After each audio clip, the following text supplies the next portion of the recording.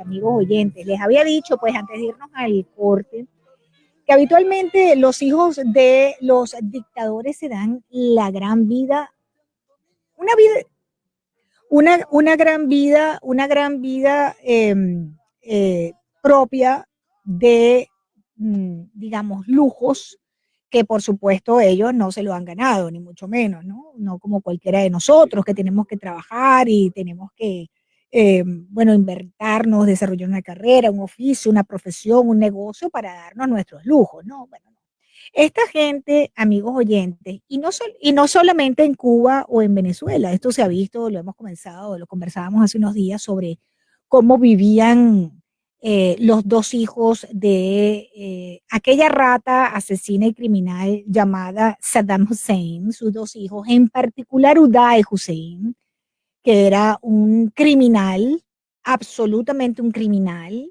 pero cómo vivía Uday Hussein.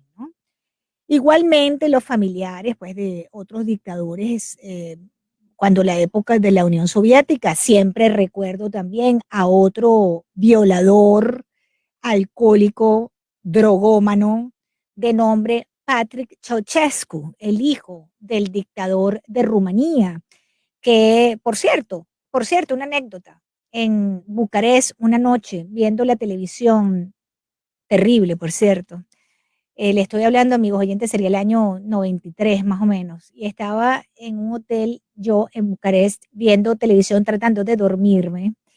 Y se acaba la televisión y la programación, y la programación culminaba, por lo menos en esa época, con el himno nacional. Y las imágenes que pintaban el himno nacional era el fusilamiento de Ceausescu con su esposa. Dormí como un bebé después de ver aquello. A cualquiera le podría impactar. Yo dije, ay, se hizo justicia. Qué bonitas estas imágenes, me encantan. Cómo fusilaron a este criminal asesino de Ceausescu con la esposa al lado. Bueno, su hijito Patrick, entre otras víctimas tuvo a Nadia Comaneci, esta joven estrella de la gimnasia olímpica. Nadia Comaneci, cuando salió, logró escapar de Rumanía. Ella contó cómo Patrick Ceausescu la violaba cada vez que le daba la gana y consuetudinariamente. Bueno, ese es otro hijo modelo de dictador. Y bueno, nos venimos al trópico, por supuesto, ¿no? Vamos a venirnos para acá al trópico para hablar de los hijos y nietos de la más larga dictadura en América Latina, los Borbones de Cuba, la familia real. La familia real, se creen ellos, ¿no? Por supuesto, esto en sentido figurado, que son estos buenos para nada, como el nieto de Fidel Castro, que lo veíamos el otro día manejando un Mercedes, porque hay que darse sus gustos, ¿no? Tengo en línea a el historiador, analista político, escritor, Julio Schilling. Julio es una de esas personas que no deja morir la historia de Cuba. Cuando estábamos hablando el otro día de plantados, de por qué no hay que dejar morir la historia de Cuba, bueno, Julio es uno de los que se ha dedicado su vida a que no se olvide la historia de esta dictadura castrocomunista criminal que tenemos en la isla de Cuba hace más de 60 años. Bienvenido, Julio, qué bueno tenerte en el programa una vez más. Encantado, querida Lourdes, de estar contigo, de estar en esta gran emisora, Radio Mambí, y escuchando el tour de force que estás haciendo de todos estos hijos de tú sabes. Sí. No lo voy a decir. No. De esos mismos, pero la gente entiende lo que tú quieres decir. Pero mira, y la importancia de la historia, porque la historia, yo creo que estoy seguro que gran parte de tu audiencia le encanta la historia, porque la historia es fascinante. Así leer, pensar que no es verdad, que cómo fueron las cosas, y yo creo que es parte de lo que enriquece nuestro presente, Pero la historia es importante también cuando miramos hacia el futuro, porque es importante mantener la memoria viva y uno, para glorificar a nuestros héroes, que es una obligación con el sacrificio de nuestros héroes, de los héroes de cada patria que realmente entregaron todo para mantener la libertad, alcanzar la independencia, pero también es necesario mantener la memoria de los malvados en el sentido preciso de cómo ocurrieron las cosas. Es fundamental porque hay toda una maquinaria y particularmente cuando hablamos de dictadores y sus familias, sus dinastías de la izquierda radical que provienen del socialismo, porque hay toda una maquinaria de movimiento que busca borrar lo que ocurrió, busca eliminarse, blanquear los crímenes de lesa humanidad y el saqueo de todo un pueblo, donde se establece un estándar legal, monetario, totalmente diferente. Están ellos y está el resto del país. Y fíjate, yo me alegro tanto, Lourdes, que tú como periodista excelente que eres, has hecho, porque hay un denominador común en todo esto, y es el abuso de poder y qué casualidad o qué causalidad que todos parten y gozan de ese penoso lujo de tener todo un sistema de régimen que respalda ese tipo de estilo de vida que están por encima del alcance de la ley, porque ellos son caprichosamente lo que efectúan la conducta que determina la ley, y la ley es algo que utilizan para mejorar sus vidas.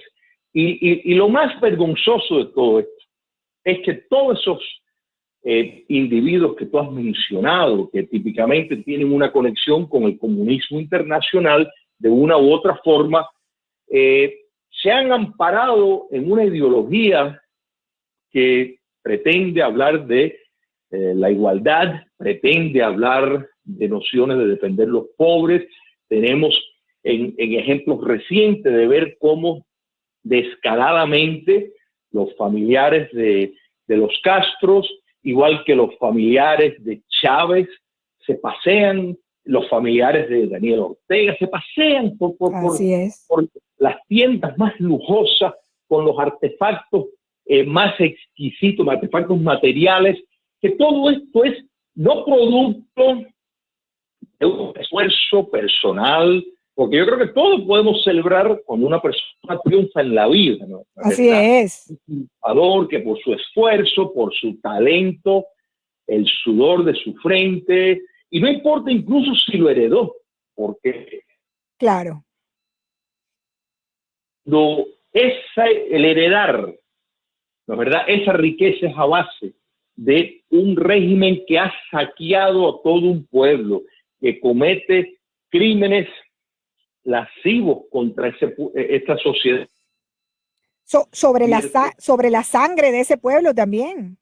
Así es, así es. Entonces sí es un problema serio. Y fíjate, Lourdes, que todo esto, mira, nos remontamos a tal vez el fundador intelectual del comunismo, Karl Marx, y vemos a un individuo que nunca trabajó para ganarse la vida ni un día de su vida, que vivió a costa de otros. Y de la mujer, ¿no? Julio, de la mujer. De Engels, de la mujer, de lo que heredó la mujer, y de Friedrich Engels. Tenía, o sea, su padre tenía fábrica, y entonces Marx, dentro de alguien, tomando en cuenta que era un muerto de hambre porque no trabajaba, pues tenía una criada que resultó ser su amante también, o sea, pero le gustaba los vinos exquisitos franceses, o sea, tenía gustos muy burgués para un individuo que nunca trabajó de nuevo un día en su miserable vida, perdona que te lo ponga así mismo, porque, y vivió a expensas de otras personas. Entonces, vemos cómo esto realmente viene con un trasfondo, y la utilización de miserable está aplicada porque realmente, si miramos todo el trasfondo de su persona, era una persona discriminadora, que incluso hasta con los propios socialistas los trataba terrible, o sea, un individuo que tenía muy poca gracia, pero lo peor de todo es que el tema de sus ideas realmente se validó la muerte de entre 100 a 120 millones de seres humanos. Es así. Entonces, pues, cuando vemos la extravagancia, porque no es que, digamos, roban un poco, o sea, no es que tú dices, bueno, roban un poco, ¿verdad? Ay, No. Es que hacen caída y mesa limpia, Julio, se lo roban todo, a costilla, todo, exactamente.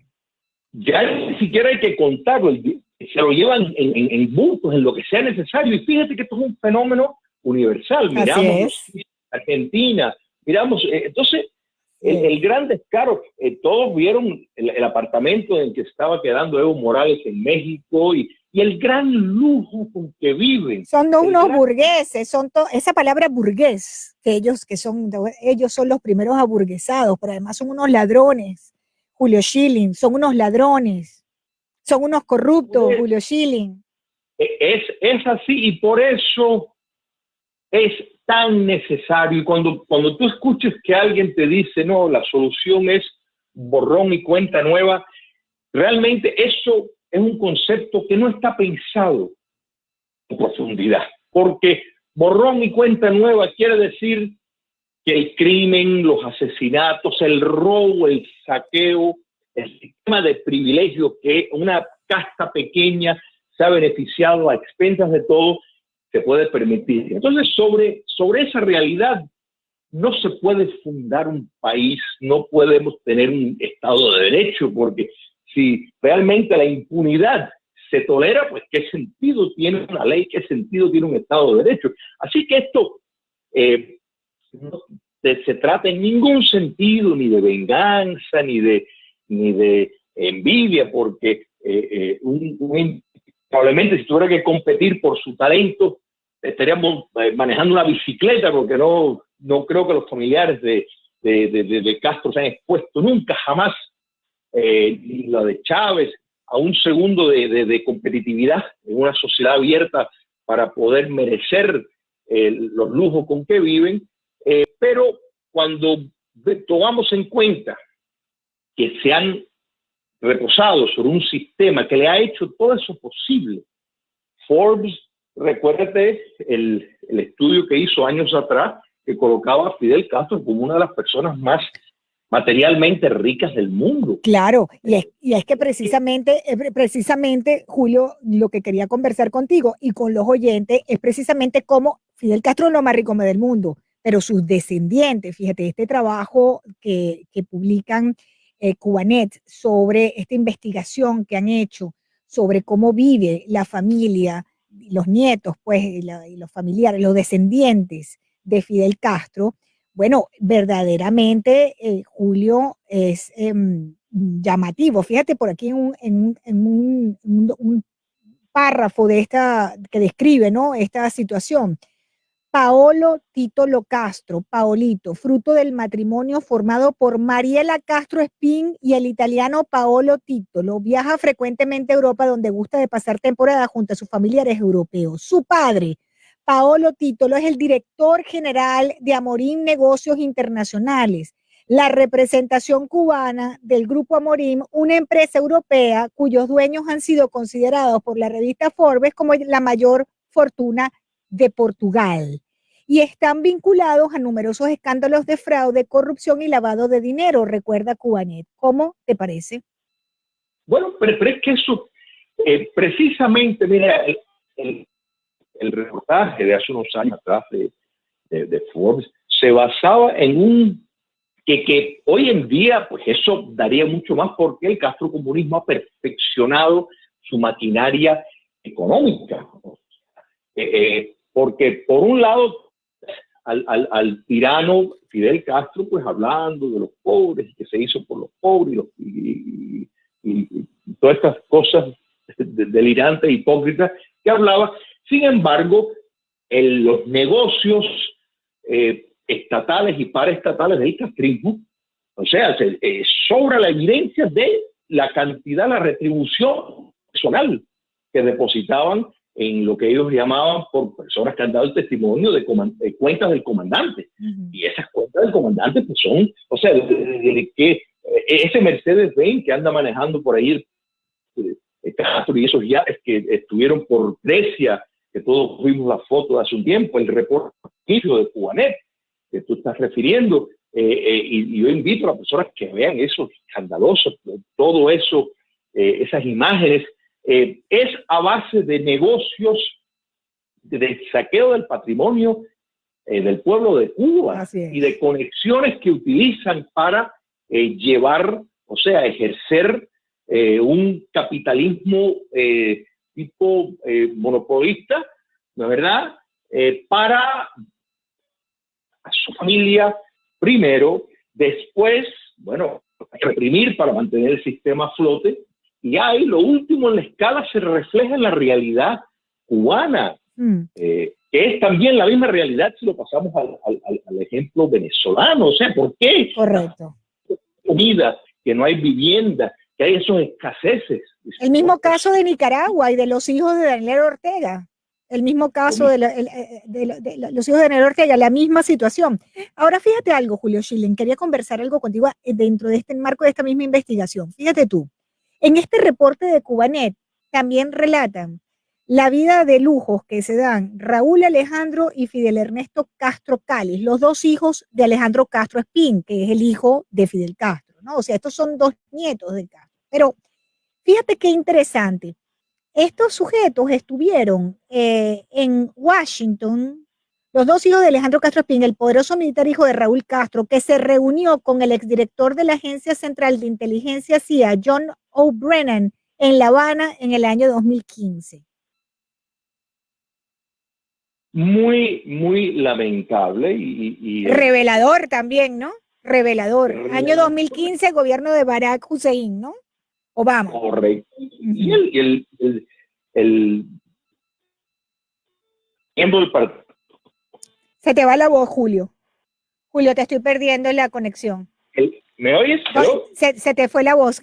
Me quedé el doctor Brennan de la CIA, pues, que fue miembro en su juventud del Partido Comunista, o sea, votó por un candidato del Partido Comunista, o sea, es inexplicable. Bueno, es explicable por Barack Obama, porque de otra forma es inconcebible que alguien así pues fuera jefe de la CIA. Pero mira, Lourdes, la gran inversión que el castrocomunismo ha hecho en desinformación desde el 1 de enero de 1959, estos son uno de los frutos. O sea, para nada es sorprendente que estas cosas, que individuos de alto nivel se reúnan con familiares de verdugos que realmente no tienen ni siquiera en el funcionamiento mecánico del régimen actual un papel de trascendencia. Más bien son hijos bobos que viven a expensas del pueblo, dado a las dádivas que reciben por llevar sangre del tirano 1 y del tirano 2 en el otro caso.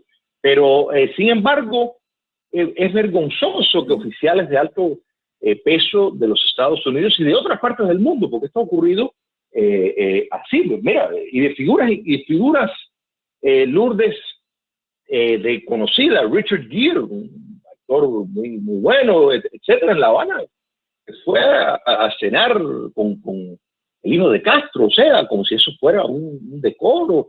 Este tipo de cosas, tristemente, el humano siente una atracción, y ya que no tienen el verdugo delante, pues bueno, tienen un hijo que entonces el hijo, pues claro, le dará sus cuentos, anécdotas, y se están vanagloriando de que estuvieron tocando con un allegado de un tirano. Entonces, esto nos demuestra las bajezas humanas y la pésima calidad y los pecados de la administración previa, porque todo esto fue con el beneplácito y la vista buena de el presidente Obama. De esta forma se puede explicar que el director de la CIA, bajo su reloj, se esté reuniendo con una persona que repito, para funcionamiento del régimen insignificante. No es como que él tiene la capacidad de negociar ningún tratado secreto que vaya a resolver los problemas del mundo.